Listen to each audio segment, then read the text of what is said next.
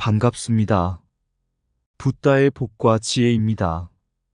오늘 우리는 인도 종교에서 윤회를 운명론으로 받아들이는 관점과 불교의 진리가 이를 어떻게 거부하는지에 대해 살펴보려고 합니다.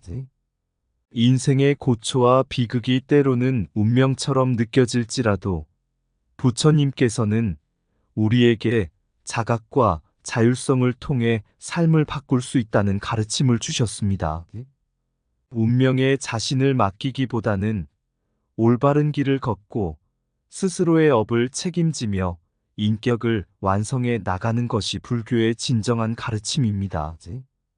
오늘의 탐구가 우리 모두에게 운명론을 넘어 참된 자유와 지혜로 나아가는 계기가 되기를 기원합니다. 옛날 부처님께서는 제자들과 함께 한 마을을 지나고 계셨습니다. 그 마을에는 운명을 깊이 믿는 농부가 살고 있었는데 그는 모든 일이 이미 정해져 있다고 생각하며 노력하지 않고 삶을 흘려보냈습니다. 어느 날 농부는 부처님께 찾아와 물었습니다. 부처님, 저는 이미 제 운명이 정해져 있다고 믿습니다. 아무리 애써도 결과는 달라지지 않으니 노력해도 소용없지 않겠습니까? 부처님은 잠시 미소를 지으신 후 이렇게 말씀하셨습니다. 한때 한 사내가 강가에 나무배를 만들어 두었네. 그런데 그는 배를 그냥 강가에 묶어둔 채로 바다로 나아갈 생각을 하지 않았지. 내가 가만히 있어도 강물이 흐르니 언젠가 바다에 다다를 것이다라고 믿었기 때문이네. 그러나 그 사내가 죽을 때까지 배는 여전히 그 자리에서 움직이지 않았지. 강물이 흐른다고 해서 배가 저절로 바다에 도달하는 것은 아니네. 부처님은 계속해서 말씀하셨습니다. 우리가 살아가는 이 세상에서도 마찬가지이네.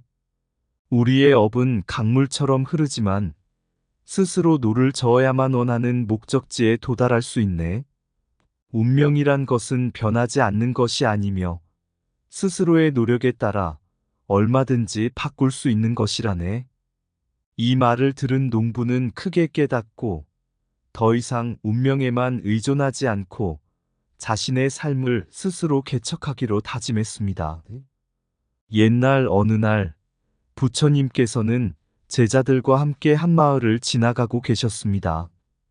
그 마을 사람들은 모두 인도 종교의 가르침에 따라 윤회와 카르마업을 운명처럼 받아들이고 있었습니다.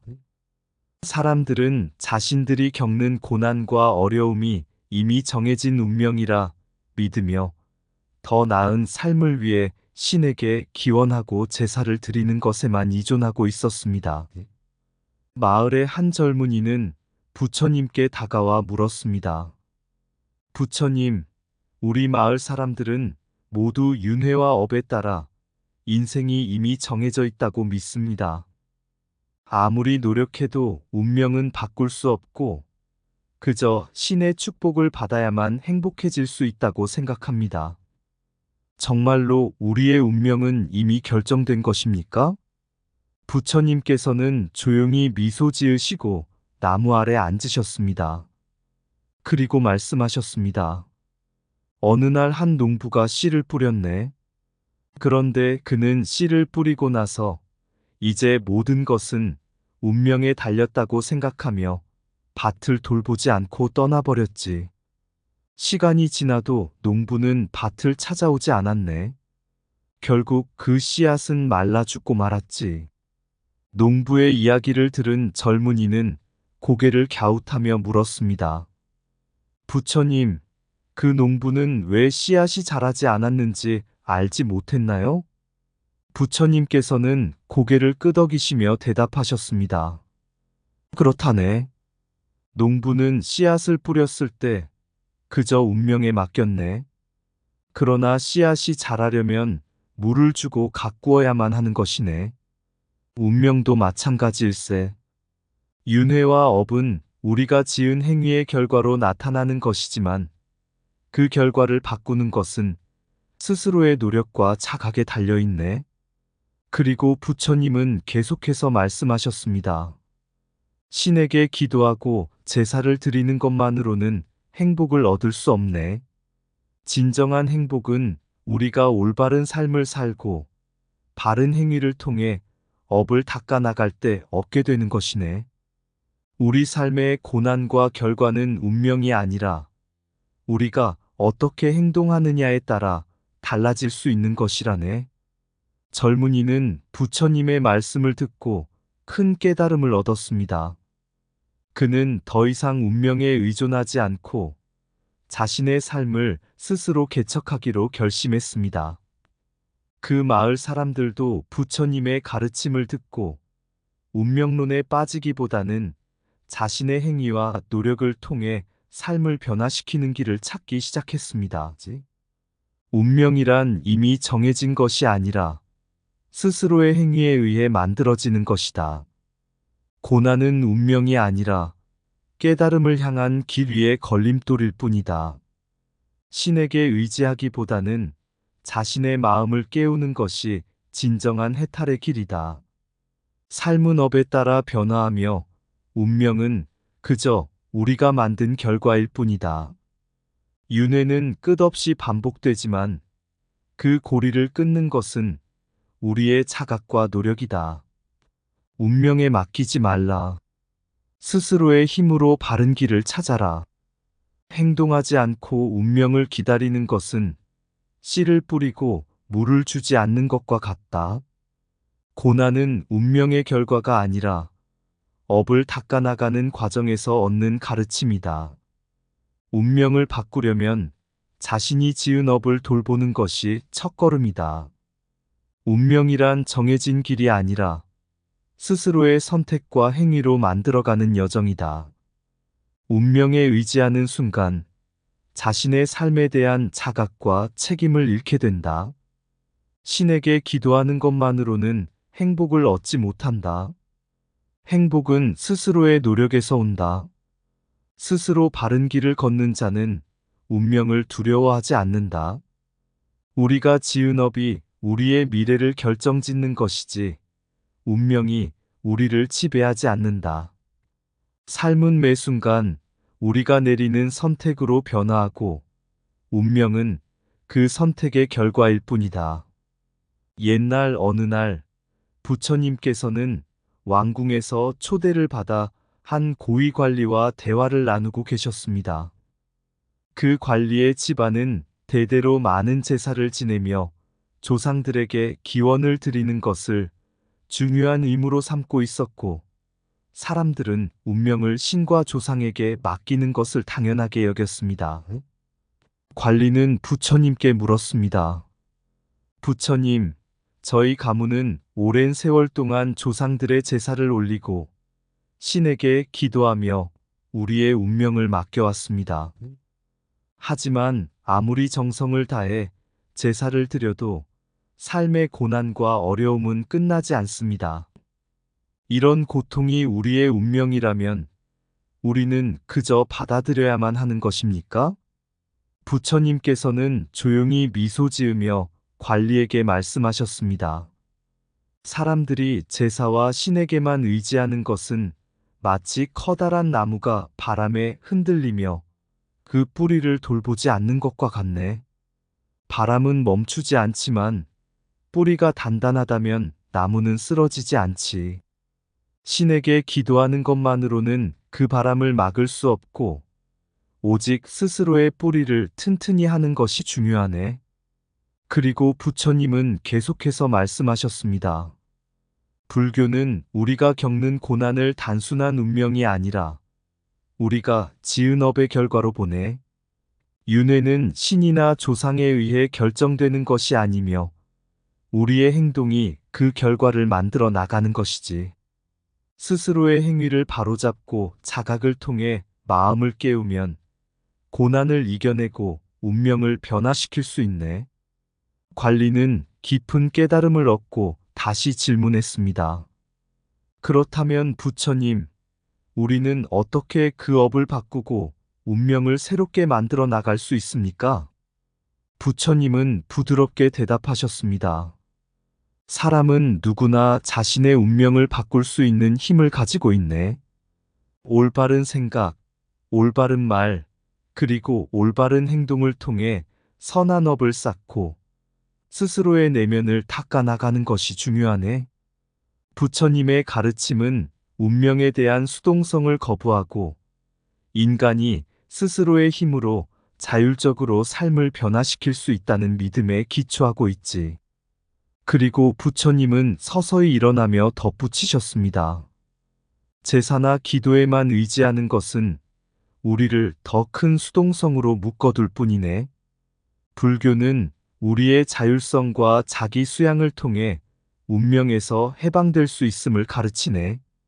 스스로의 마음을 깨우고 올바른 길을 걸으면 모든 고난과 운명은 스스로 변화할 것이네. 이 말을 들은 관리는 더 이상 운명에 의존하지 않고 스스로의 삶을 변화시키기 위한 노력을 다짐했습니다. 그는 가족들과 함께 더 이상 조상에게 기원하는 제사에만 몰두하지 않고 자신의 행동과 마음가짐을 바로잡으며 선한 업을 쌓기 시작했습니다. 운명을 거부하고 스스로의 업을 통해 길을 만들어라. 삶의 변화는 신에게 의지하는 것이 아니라 스스로의 마음을 깨우는 데 있다. 제사와 기도로 운명을 바꾸려 하지 말라. 오직 자각과 행위가 운명을 변화시킨다. 운명은 고정된 것이 아니며 우리는 매 순간 그것을 새롭게 창조할 수 있다. 행동은 운명을 만들고 자각은 그 행동을 이끄는 나침반이 된다.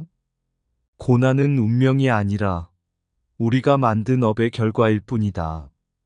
운명에 의존하는 것은 삶을 고통 속에 가두는 것과 같다. 스스로를 다스리는 자는 운명을 넘어선다. 제사는 마음에 위안을 줄 수 있지만 진정한 변화는 자기 수양에서 온다. 불교는 운명이 아니라 자유와 자각을 가르친다. 운명을 거부하는 것은 자신을 깨닫고 자신의 길을 스스로 개척하는 것이다. 신이나 조상에게 의지하지 말고 자신 안의 진리를 찾아라. 운명을 받아들이는 것이 아닌 변화시키는 것이 참된 깨달음이다. 불교는 제사의 굴레에서 벗어나 인간의 자율성과 자유를 노래한다.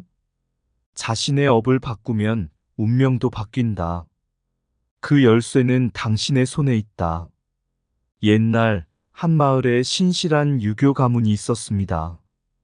이 가문은 세대를 이어 내려오는 제사의식을 매우 중요하게 여겼고 1년에 여러 차례 조상에게 음식을 차려 올리며 그들의 복을 기원하곤 했습니다. 가족들은 제사를 준비하기 위해 많은 시간을 들였고 번잡한 절차와 의식에 따라 정성을 다했습니다.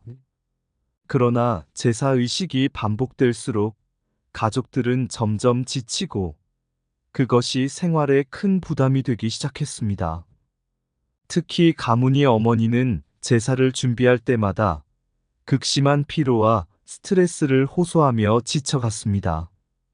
그러던 어느 날 가문을 방문한 한 승려가 그들의 고충을 듣고 물었습니다. 이토록 많은 제사의식을 치르느라 고생이 많으십니다.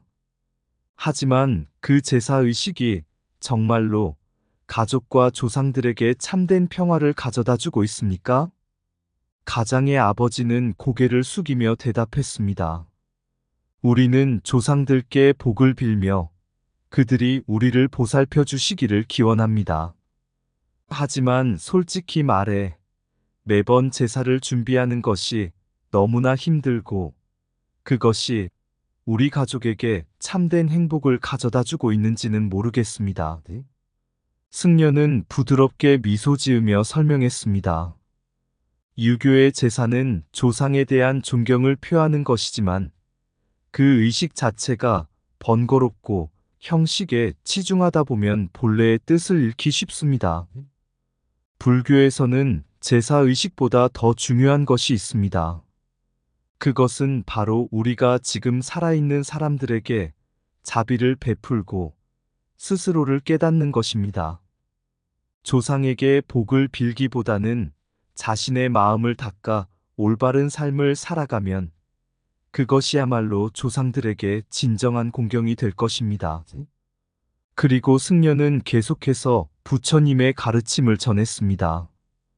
불교에서는 운명을 신에게 의지하거나 조상에게 기원하는 것이 아니라 자신의 행위로 바꾸어 나가는 것을 중시합니다.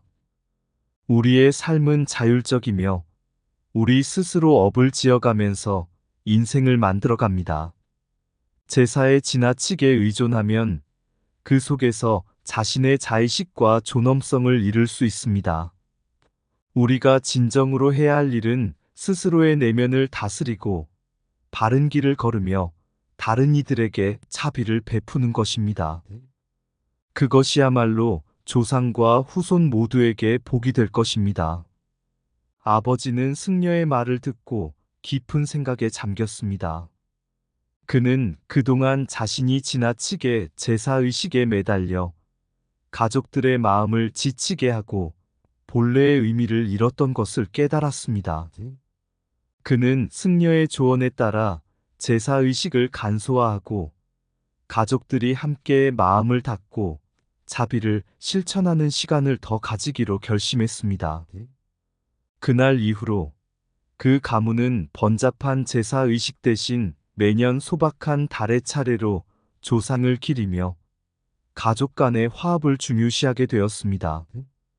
가족들은 함께 모여 조상에 대한 존경을 담아 차를 올리고 서로의 안부를 물으며 진정한 평화를 누리기 시작했습니다.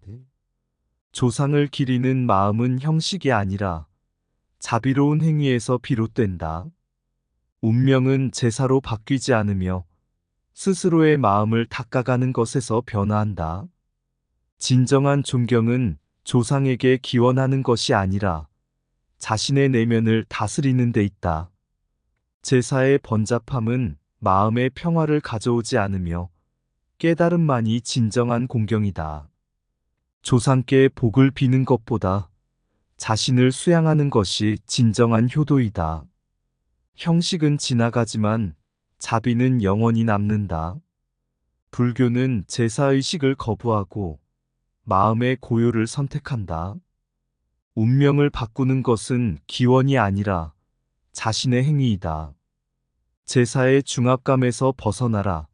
참된 평화는 마음에서 시작된다. 자비와 깨달음이 없는 제사는 그저 빈 껍데기에 불과하다. 조상을 공경하는 가장 큰 길은 지금 이 순간을 바르게 사는 것이다. 형식에 얽매이지 말고 마음을 자유롭게 하라. 운명론은 우리를 가두지만 불교는 우리를 자유롭게 한다. 자비로운 마음은 모든 형식을 초월한다. 불교는 제사의 중압에서 벗어나 인간의 존엄성을 회복하는 길이다. 옛날 어느 마을에 한 가문이 있었습니다. 그 가문은 수백 년 동안 이어져 내려온 유교 제사 의식을 충실히 지키며 조상들의 복을 기원해 왔습니다. 제사 때마다 가족들은 온 힘을 다해 준비했지만 해가 갈수록 제사는 번잡해지고 가족들은 점점 그 무게에 짓눌려 갔습니다. 특히 젊은 세대들은 제사의 의미를 이해하지 못한 채 단지 전통을 지켜야 한다는 생각에 힘들어했습니다. 어느 해 이 가문을 방문한 한 불교 스님이 있었습니다. 스님은 가족들이 제사를 준비하며 고통을 호소하는 모습을 보고 그들에게 다가가 물었습니다. 이렇게 무거운 마음으로 제사를 지내면서 진정으로 조상들에게 평안을 기원하고 계신가요? 혹시 이 의식이 여러분의 삶에 짐이 되고 있는 것은 아닌가요? 가문의 가장은 깊은 한숨을 내쉬며 대답했습니다. 우리는 조상을 기리는 마음으로 제사를 지내지만 해가 갈수록 그 과정이 너무 무겁고 복잡하게 느껴집니다. 그러나 전통이니 어쩔 수 없이 이어가는 것뿐입니다. 스님은 미소 지으며 말했습니다. 불교에서는 조상을 기리는 방법이 형식에 있지 않습니다. 진정한 공경은 여러분이 지금 이 순간에 올바르게 살고 자비를 베푸는 것에 있습니다. 복잡한 의식은 마음을 더 어지럽게 할 뿐 참된 평화를 가져다 주지 못합니다. 가족들은 스님의 말에 귀를 기울였고 그 의미를 곱씹었습니다. 스님은 계속해서 부처님의 가르침을 전했습니다. 부처님께서는 인간의 자율성과 존엄성을 강조하셨습니다.